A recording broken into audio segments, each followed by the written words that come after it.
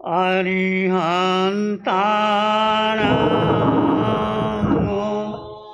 नमो अरिहन्ताण अरिहन्ताण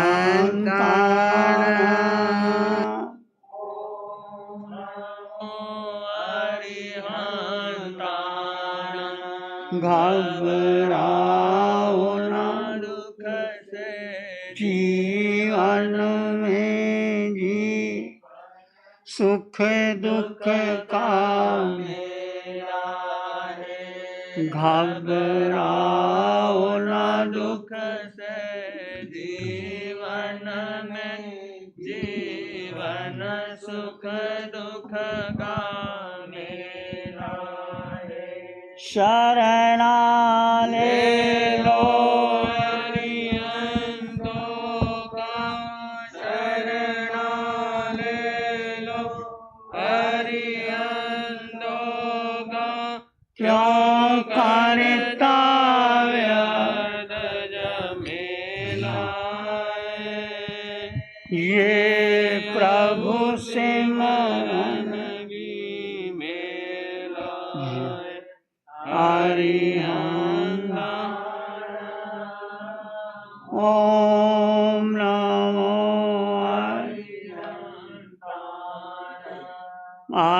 अरिहंताण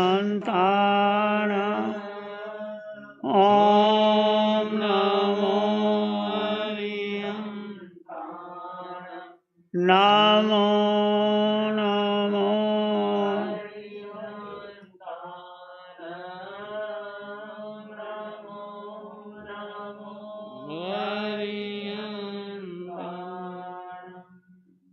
अरिहंत परमात्मा महावीर क्षेत्र में विराजमान, जिनकी अनंत अनंत कृपा हम सब पर बरस रही है, उस प्रभु की अनंत करुणा, अनंत मैत्री, अनंत ज्ञान, अनंत साधना को अनंत अनंत नमन, प्रार्थना, कृतज्ञता के भाव।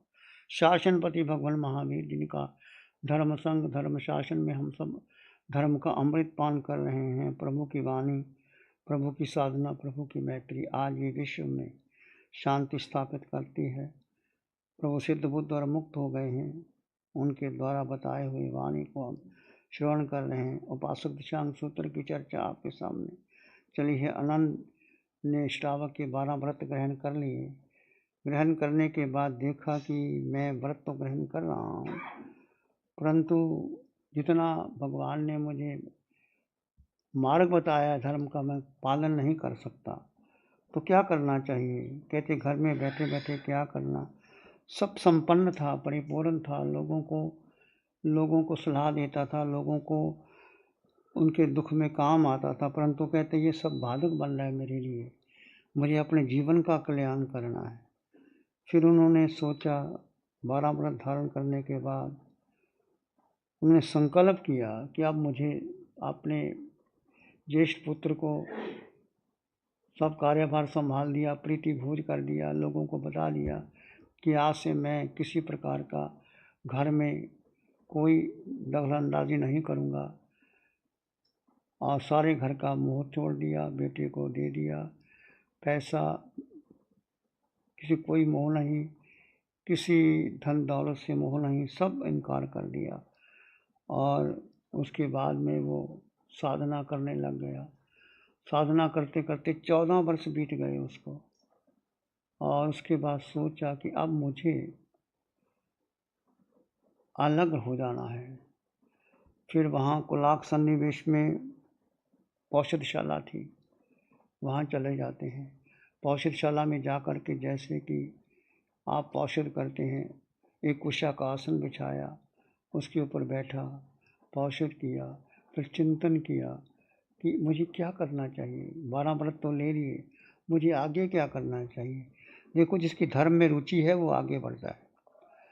उन्होंने 12 व्रत लेने के बाद 11 प्रतिमा सोचा कि आगे मुझे और भी आगे बढ़ना है, तो उन्होंने 11 प्रतिमा धारण करते हैं।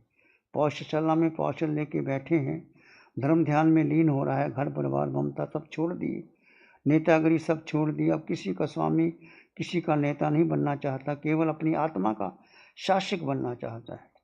अब वह पुण्य उपार्जन भी नहीं करना चाहता कि पुण्य से क्या हो जाएगा, मुझे को मोक्ष मिलने वाला नहीं है, फिर मैं स्वर्ग में जाना पड़ेगा, शरीर धारण करना पड़ेगा, आवागमन फिर चलता रहेगा। इसलिए उसने सब छोड़ करके अपने पौष्यशाला में चला। शास्त्र में जीवन के दो पक्ष बताए, एक प्रिय का मार्ग, श्रेय का मार्ग।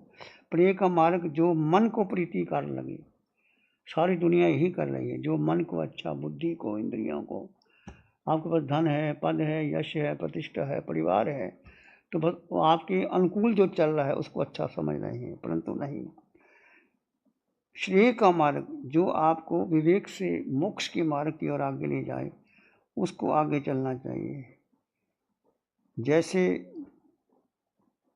दिया जलता है तो परवाना उसके ऊपर आ जाता है, कितना आकर्षित होता है, सुगंध भरमर को आकर्षित करती है, मुंह में फंस जाता है और मर जाता है। फूल की पंखड़ियों में भंवरा आ जाता है, उस पर बैठ जाता है, इसी प्रकार बंदी बन जाता है। सुख या दुख में बदल जाए तो अंत में व्यक्ति को जागृत रहना चाहिए। आनंद ने गृहस्थाश्रम में प्रायः सब त्याग कर दिया। जीवन मार्ग पर चलता हुआ वह वृद्धावस्था तक पहुंच गया। अब सोचा जीवन का प्रिय पक्ष मुझे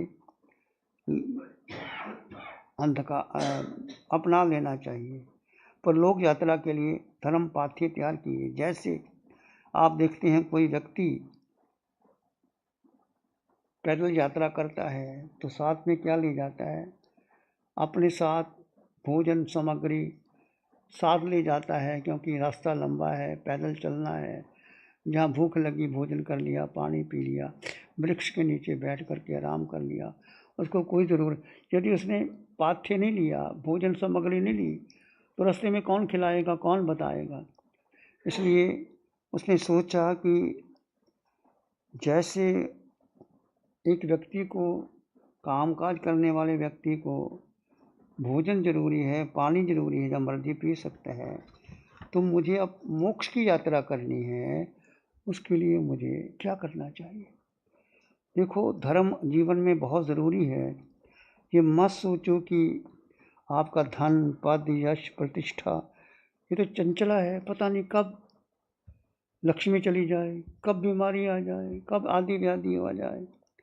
भगवान कहते हैं, जा जा बच्ची रहनी नैसा पड़ी नियति, अहमंग कुन्न मानस अफला जंती रायो। जा जा बच्ची रहनी नैसा पड़ी नियति है, धम्मंग चकुन्न मानस सफला जंती रायो। जा जा बच्ची रहनी नैसा पड़ी, जो जो दिन रात आते हैं, व्यतीत हो जाते हैं, वो वापस नहीं आते हैं। यदि मनुष्य धर्म करता है तो उसके दिन रात असफल हो जाते हैं, यदि व्यक्ति धर्म करता है तो उनके दिन और रात सफल हो जाते हैं। अब उसने सोचा कि मुझे अब आगे की तैयारी करनी है। बचपन, जवानी, बुढ़ापा सबको आता है, आदि व्याधियाँ भी आती हैं, रोग भी आते हैं, ऐसे भयंकर रोग भी आ जाते हैं। तो किसी को दोष मत देना। जो भी जीवन में आप में दुख आया है, सुख आया है, मान है, अपमान है, मेरा अपना किया हुआ कर्म है। किसी को दोष मत देना, अपने को स्वीकार कर लेना, और किसी की झूठी प्रशंसा भी मत करना। आपके घर में दो भाई हैं, दो भाई रहते हैं, तो एक को आप ऊंचा उठाते हो, एक को नीचा करते हो, एक की प्रशंसा करते हो, तो दूसरा क्या नाराज होगा ही। दोनों को बराबर समतल रखिए, दोनों को बराबर स्थान दीजिए। और घर में कोई भी चीज़ है, यदि आप उसको अनुपात से नहीं रखते, नहीं देते, तो उससे कर्म का बंधन होता है। और व्यर्थ की चिंता करनी नहीं। भगवान ने कहा एक श्रावक को, व्यर्थ की बातों में पड़ना ही नहीं। किसी के घर में क्या होता है, तुम्हारे घर में क्या होता है, बेटा क्या करता है, बेटा क्या करता है, उसने ऐसे किया, मैंने ऐसे किया, उसको ऐसे कहा, उसने ऐसे किया। अनर्थ कर्मों का बंधन होता है भाई। क्या लेना देना किसी के घर में कुछ हो ना हो, तुम्हारे घर में भी कुछ हो तो हम क्या करें। हम संत हैं, हम आपको अपनी बातें बताएं, ये मुनि ये कर रहा है, ये मुनि कर रहा है, आपको क्या मतलब, हमें क्या मतलब। तो आपकी बातें हम सुन करके हमें क्या मतलब। विचार करना, चिंतन करना। धर्म क्षण क्षण में होता है और अधर्म भी क्षण क्षण में होता है। विचार करना, चिंतन करना। अब उसने 12 व्रत ले लिए, यदि आपने 12 व्रत नहीं लिए तो कम से कम 12 व्रत तो ले लो। अब 12 व्रत के बाद वो वृद्ध हो गया, सब कुछ छोड़ दिया, इतना धन संपत्ति, कहते मुझे आगे तैयारी। 11 प्रतिमा लेते हैं। प्रतिमा में श्रावक का जीवन कैसा होता है? प्रतिमा का अर्थ क्या? प्रतिज्ञा को प्रतिमा ध्यान करना। प्रतिमा का जो जैसी चीज है उसको वैसा आकार बना लेना, वो प्रतिमा कहलाते हैं। तो उसने 11 प्रतिमा धारण की। पहले दर्शन प्रतिमा। दर्शन का अर्थ है कि अपने श्रद्धान को दृढ़ करना। जो भगवान का मार्ग है, सत्य है, अटल सत्य है, परम सत्य है, तो उस 1 मास की उसने दर्शन प्रतिमा धारण की कि जिससे अगली साधना वो कर सकता है। अपना श्रद्धान दृढ़ करना। सम्यक दर्शन ज्ञान चरित्राणि मोक्ष मार्गा। दर्शन प्रतिमा का धारण किया उसने कि अपनी श्रद्धा को, अपने विश्वास को दृढ़ करता हुआ पिछली साधना को छोड़ देता है, अगली साधना को आगे समृद्ध करता है। दूसरी प्रतिमा में श्रावक व्रत प्रतिमा। श्रावक के 5 अनुव्रत, 3 गुणव्रत, 4 शिक्षा व्रत, 12 व्रतों को धारण करने वाला दूसरी प्रतिमा। पहली 1 मास की, दूसरी 2 मास की। 12 व्रत को देखता है, अनुप्रेक्षा करता है। तीसरा समायिक प्रतिमा। समायिक में तीसरी प्रतिमा में दिन भर 3 बार समय करता है, सुबह दोपहर शाम को समय करता है, सुबह दोपहर शाम को। चौथा पौषध प्रतिमा। श्रावक को पौषध करता है। अष्टमी, चतुर्दशी, अमावस, पूर्णिमा तिथियों पर वो पौषध करता है। किंतु समय को भी करता रहे, ऐसा नहीं कि समय को छोड़ दिया या अनुव्रत को छोड़ दिया या दर्शन को छोड़ दिया, वो साथ साथ चलती है, वो आगे बढ़ता है। पौषध प्रतिमा। 5 में है ध्यान प्रतिमा। ध्यान का मतलब है अपने भीतर खो जाना, कंसंट्रेट करना, जीव को जीव में स्थित कर लेना। वह रात्रि के समय ध्यान लगाने की साधना करता है। ये 5 महीने की प्रतिमा ध्यान प्रतिमा। छठा ब्रह्मचर्य प्रतिमा। ब्रह्मचर्य व्रतों का सम्राट है, जिसका ध्यान एकाग्र हो जाता है, उसके लिए ब्रह्मचर्य पालन सरल हो जाता है, वो आत्मनिष्ठ हो जाता है, उसके लिए ध्यान की साधना अति आवश्यक। सचित आहार वर्जन प्रतिमा। छठी प्रतिमा है सचित वनस्पति का आहार कर लेता है वो, और उस प्रतिमा का सचित आहार का भी वो त्याग कर दे। सचित आहार जिसमें जैसे वनस्पति काया का छेदन भेदन होता है, वो सचित वस्तु अचित लेता है, सचित का त्याग करता है। आगे उसने स्वयं आरंभ करने का त्याग कर दिया कि मैं कोई आरंभ शरंभ नहीं करूँगा। फिर आगे आदेश देने का त्याग कर दिया कि कैसा भी भोजन आए, अनुकूल आए प्रतिकूल आए, वो आदेश नहीं देता किसी को कि मेरे लिए ऐसी चीज़ बन के आए। कोई चीज़ जैसी आ गई, नमक कम है ज़्यादा है, कोई चीज़ अच्छी बनी नहीं बनी, जो जैसी आया वैसा ग्रहण कर लेना। इससे सारे क्लेश समाप्त हो जाते। आप घर में रहते हैं, घर में बहन ने भोजन बनाया, पत्नी ने, माँ ने, बहन ने, और आपको माना कि उसमें आपके मुताबिक नमक कम था या ज़्यादा था या स्वादिष्ट नहीं था। आपने प्रतिज्ञा कर ली जो भोजन आ जाएगा मैं वैसे का वैसा ग्रहण कर लूँगा। इससे क्या होगा? बोलो क्या होगा? आप बताओ क्या होगा? बोलो क्या हो जाएगा? यदि जैसा भोजन बनाया वैसा ही आपने खाया या आपके खाने वाले बेटे ने, बहू ने, पति ने खाया, क्या लाभ होगा उसको? और क्या होगा? और क्या होगा? और क्या होगा? और क्या होगा? घर में कोई क्लेश ही नहीं होगा। क्लेश किस बात का होता है? तुमने ऐसे किया, मैंने ऐसे किया, तुमने ये चीज़ बनाई, मैंने ऐसे कहा था, तुमने ऐसे किया था, मैंने ऐसे किया था। जब कोई जैसा बनाया वैसा खाया जो, तो घर में सारे क्लेश समाप्त हो जाएंगे। दूसरा कर्मों का बंधन नहीं होगा। तीसरा अनंत कर्मों की नजरा होती है। जैसा बनाया वैसा खाया। जो साधु के लिए कहा जाता है, खैर हम तो ऐसा नहीं करता, आप हमारे लिए विशिष्ट आहार भी दे देते हैं, हम ले लेते हैं। साधु को जैसा बनाया वैसा खाया, तो उससे बहुत कर्मों की। और बनाते समय और खाते समय जीव को प्रमुखता देना। मैं जीवात्मा अनंत सुख से संपन्न जो आहार ले रहा हूँ, ये मैं शरीर को दे रहा हूँ, रसनेंद्रियों को दे रहा हूँ। सुख तो मेरे भीतर भरा पड़ा है, ये सुख नहीं, ये साता है। सुख का भेद कर लेना तो क्या होगा? आपके चाहे कितना अच्छे से अच्छा भोजन बनाया गया हो, अरम शरम वाला भोजन है, तो आपको दोष नहीं लगता? यदि हम इस प्रकार लेते हैं या आत्मदृष्टि से खाते हैं तो हमें दोष नहीं लगता। तो जीव को मध्य रखते हुए कुछ भी करो, जीव को केंद्र बिंदु बनाओ। उठते बैठते चलते सोते खाते पीते मैं जीवात्मा, मुझे कुछ चाहिए नहीं।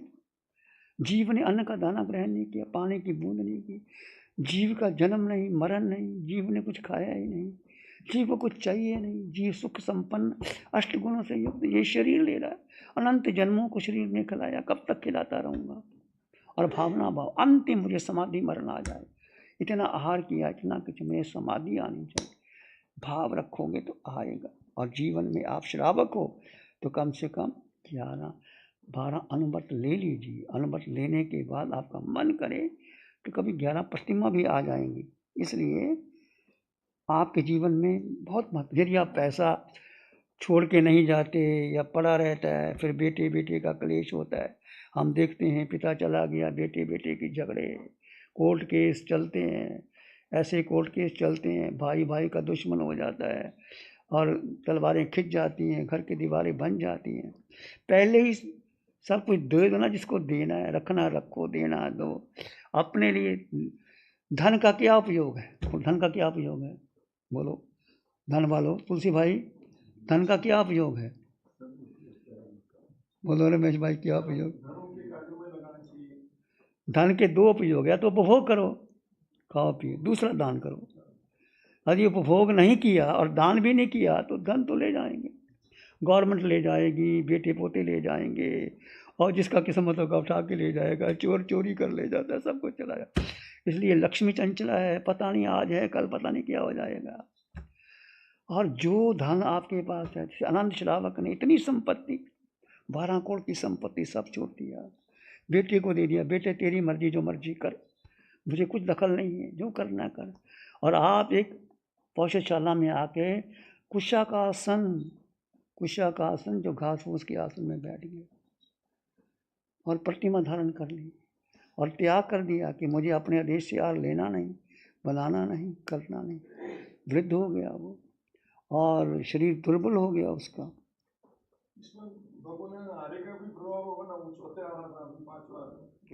भाई आर्य का मतलब आज भी 5वें आर्य में लोग हैं जो आगे बढ़े हुए हैं, ऐसा नहीं। तुम निशा को देखो, वो 4थे आर्य की 5वें आर्य की है। फिर और लोगों को कहा जाता है तुम्हारे घर में अपनी बेटी बहू को देखो, वो कहाँ से कहाँ पहुँच, सब कुछ करती है, वो खिलाती है पिलाती है, सबका ध्यान रखती है, पर वो दोष नहीं लगाती है। हम सब कुछ देखते हैं उसके बारे में, ऐसा नहीं तुम नहीं करते, तुम भी करते हो, पर वो बड़ा विवेक है उसके जीवन में। और किसी को क्या चाहिए वो ध्यान रखते, उसके लिए बनाती है, करती है। वो कभी डिस्कस हो जाती है, पापा को क्या चाहिए, मम्मी को क्या चाहिए, उसको क्या चाहिए, उसको क्या, उस हिसाब से वो मैनेज कर लेती है। तो ये आर्य का आधा है, माना आरा बाधक है, परंतु आर्य के साथ तुम संकल्प करोगे तो बहुत आगे बढ़ जाओ, बहुत आगे बढ़ जाओ। ये साधना ऐसी 8 दिनों की परिश्रमों की साधना कितनी गहरी साधना है, आप करके देखो, आप जीवन में अपनाओ।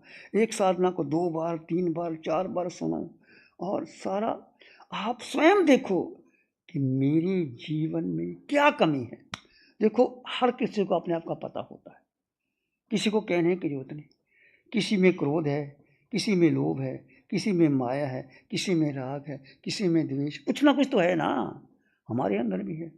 हम उसको देख करके उसको बाहर निकालें, ये दुर्गुण है। और कब तक साथ लेके जाओगे? और बड़े होने पर सब अपना निवृत्ति के मार्ग पर आगे आकर के 12 अमृत लेकर के आगे सोचो, वो दिन धन्य होगा जिस दिन मैं श्रमण भुक्त बनूंगा। 11वां प्रतिमा में आगे बताई है कि जो चीज़ें 10वां मेरे आगे त्याग को बढ़ा, जो चीज़ मेरे निमित्त से बनेगी मैं वो नहीं लूँगा, जो दूसरों के लिए बनाई गई उसको मैं चीज़ लूँगा। ये ऐसा श्रावक 10वीं प्रतिमा। 11वीं प्रतिमा श्रमण भूत, यानी श्रमण की तरह रहूँगा। जैसे साधु की चर्या है वैसे अनंत की बन गई। वेश भी साधु का समान हो गया, मुंडन करवाता है तो ठीक है, केश लुंचन भी कर सकता है, मुंडन भी कर सकता है। रजोवर्ण की डंडी में वो ऊपर का कपड़ा नहीं होता, डंडी होती है, और वो रखता है। रिश्तेदारों के घर से जितनी आवश्यकता उतनी भिक्षा लेकर आता है।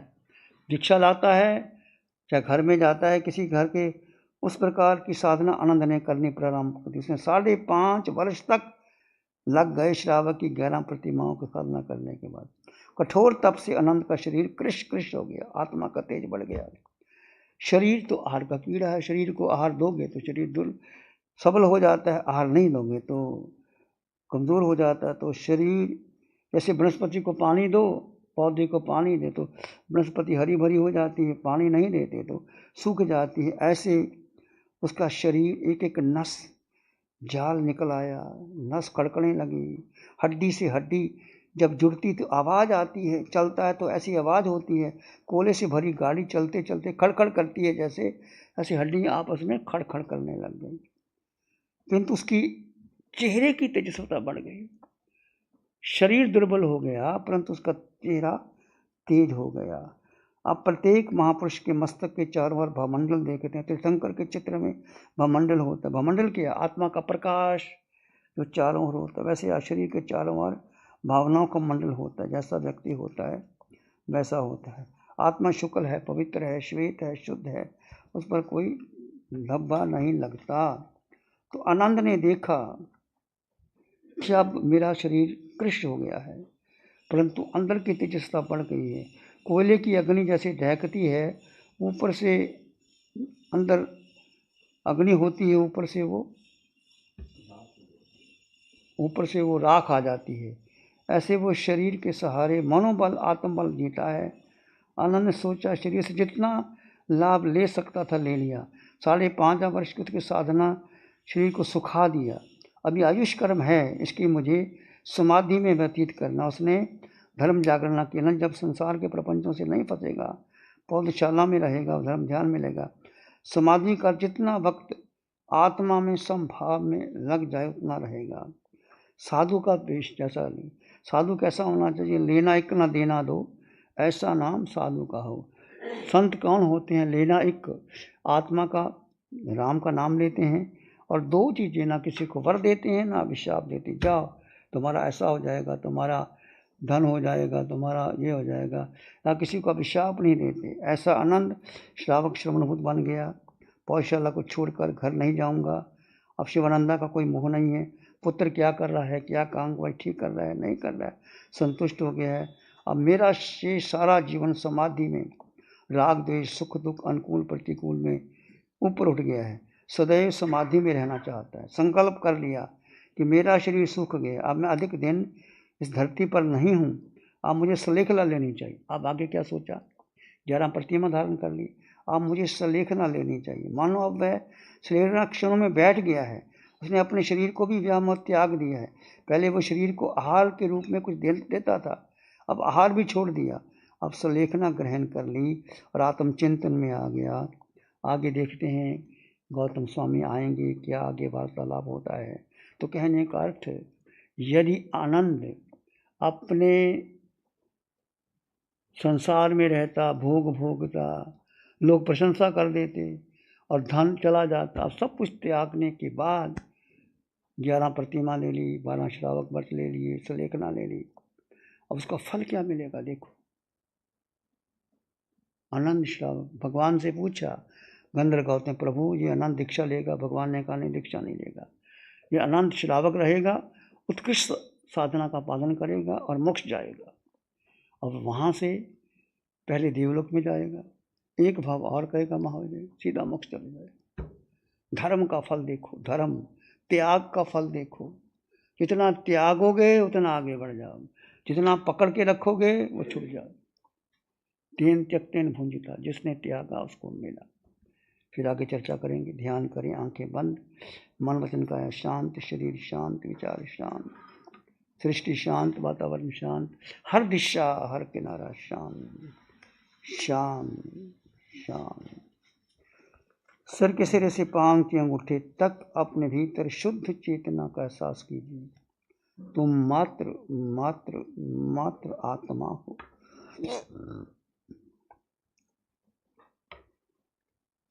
जड़ और जीव का भेद कर दीजिए।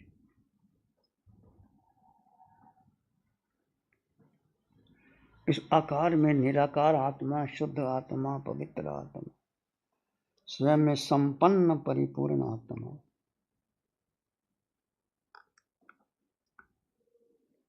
दो तत्व साथ में है पर जुदा जुदा है। जो दिखाई देता है वो पुद्गल है, वो प्रतिपल प्रतिक्षण बदलता है। जो जीव है वो शाश्वत है, शुद्ध है, निर्मल है, पवित्र। उसका जन्म नहीं, उसका मरण नहीं, उसकी माता नहीं, उसके पिता नहीं। वो शाश्वत था, शाश्वत है, शाश्वत रहेगा। मात्र जीव को महत्व दो, बाकी सब छोड़ दो।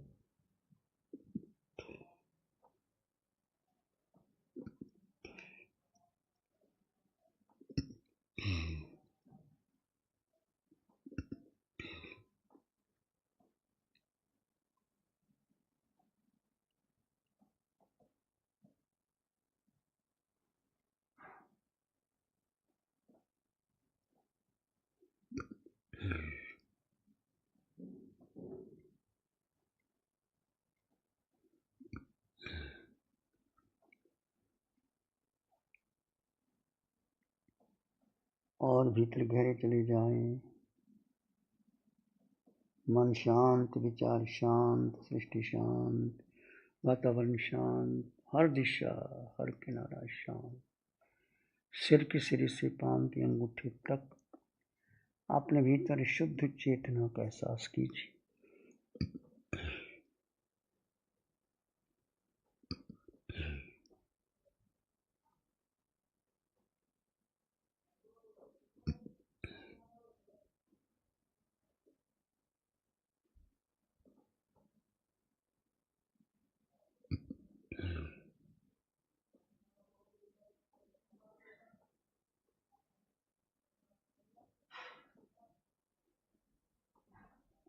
एक शारण है धाराम की, और शरण नहीं को।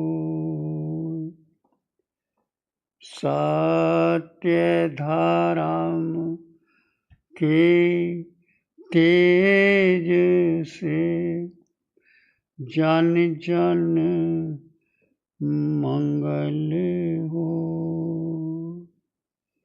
सत्य धाराम के तेज से सबका मंगल हो।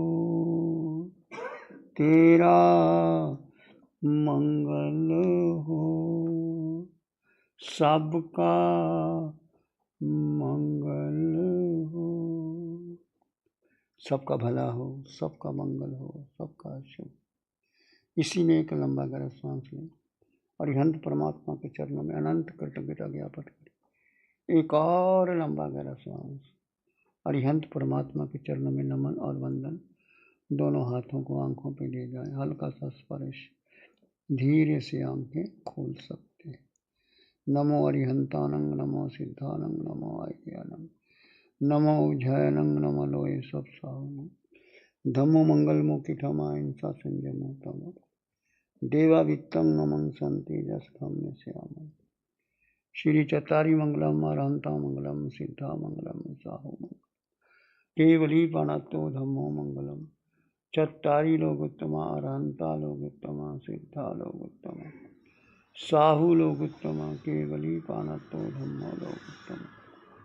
चत्तारी शरणं पवज्जामि, अरहंते शरणं पवज्जामि, सिद्धे शरणं पवज्जामि, साहु शरणं पवज्जामि, केवली पाणतं धम्मं शरणं पवज्जामि।